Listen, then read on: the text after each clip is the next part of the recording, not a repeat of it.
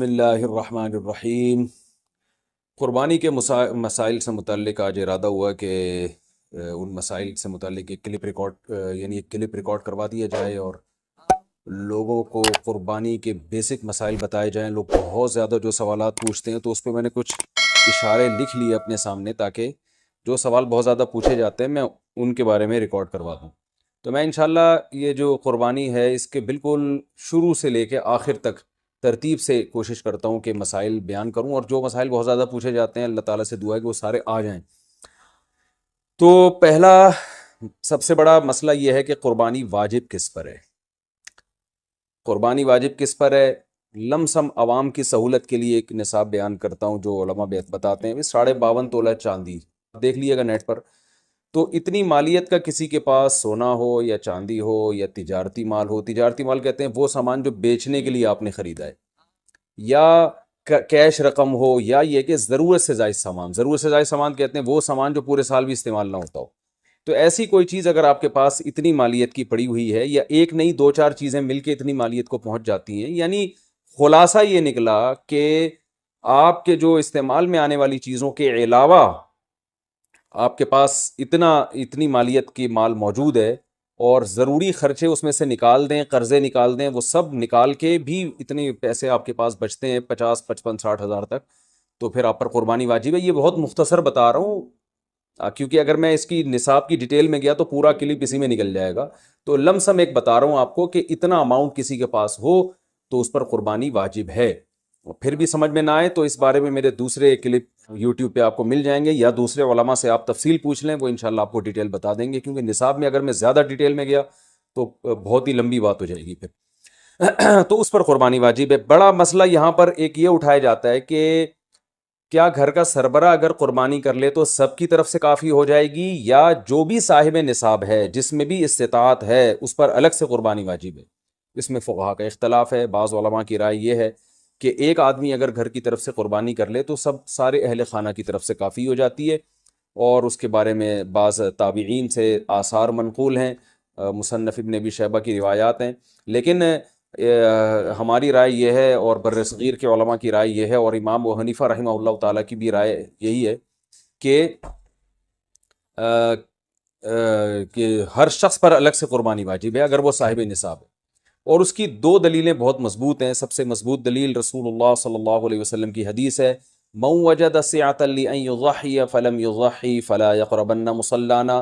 آپ صلی اللہ علیہ وسلم نے فرمایا جس کے پاس قربانی کی طاقت تھی اور اس نے قربانی نہیں کی تو وہ ہماری عیدگاہ کے قریب بھی نہ پھٹکے۔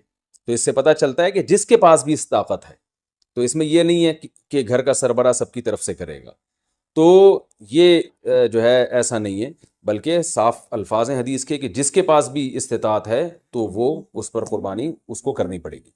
اور دوسری دلیل یہ ہے کہ عبادات میں کہیں بھی ایسا نہیں ہوتا کہ ایک کی عبادت دوسرے کی طرف سے کافی ہو جائے۔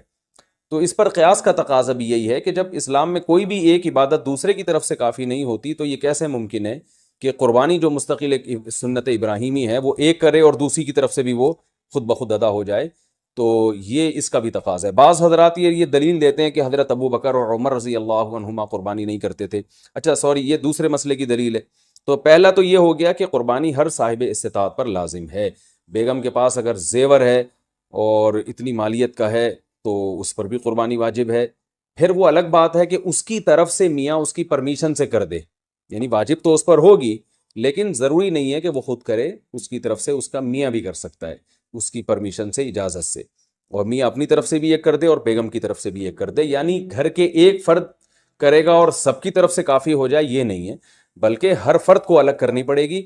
وہ الگ بات ہے کہ اپنے پیسے سے کرنا ضروری نہیں ہے، وہ فرد خود کرے یا کسی سے کروا دے۔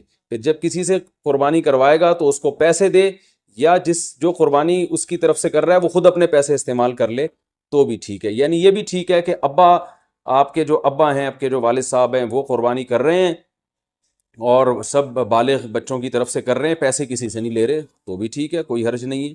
یا شوہر بیوی کی طرف سے کر رہا ہے اور پیسے نہیں لے رہا اس سے تو بہت اچھی بات ہے، ایسا نیک شوہر اللہ میاں سب کو دلائے۔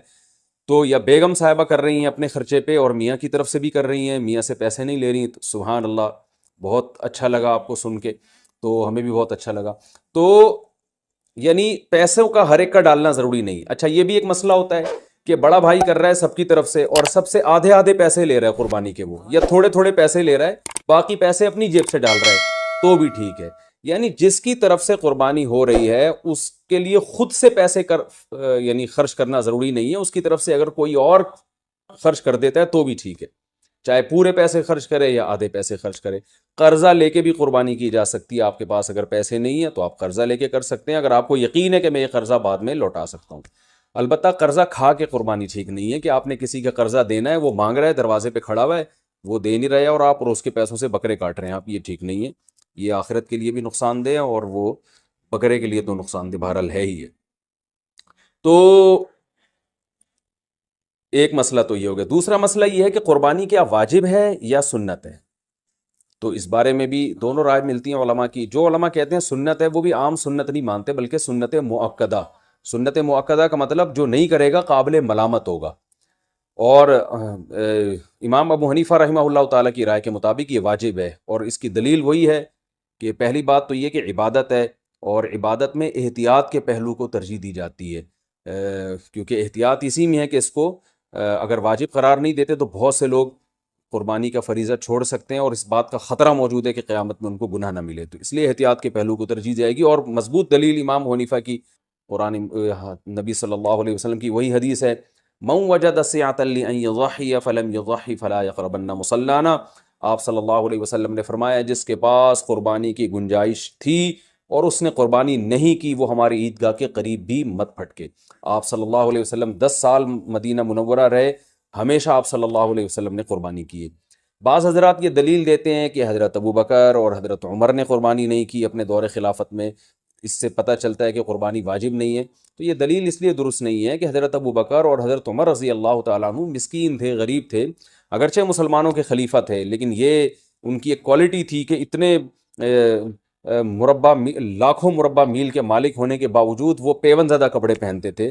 تو صاحب استطاعت پہ قربانی واجب ہے. یہ دونوں حضرات بڑے تھے مگر قربانی نہیں کی انہوں نے, جیسے کہ روایت میں آتا ہے اس کی وجہ استطاعت نہ ہونا. تو استطاعت اگر نہیں ہے تو پھر قربانی لازم نہیں ہے.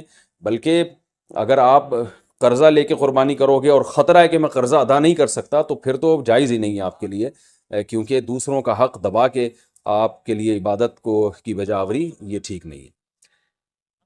اس کی فضیلت کیا ہے قربانی کی؟ رسول اللہ صلی اللہ علیہ وسلم نے ارشاد فرمایا بقرعید کے دنوں میں ایام نہر میں اللہ کو جانور کا خون بہانے سے زیادہ کوئی عمل محبوب نہیں ہے, اور ہر بال کے بدلے میں اللہ نیکی عطا فرماتے ہیں. یہ قربانی کی بہت بڑی فضیلت ہے, اور اس کی فضیلت آپ علماء سے بیانات میں سنتے ہیں. میں بھی چونکہ بہت مختصر جلدی بات کر رہا ہوں تاکہ میں پورے موضوع کو جلدی سے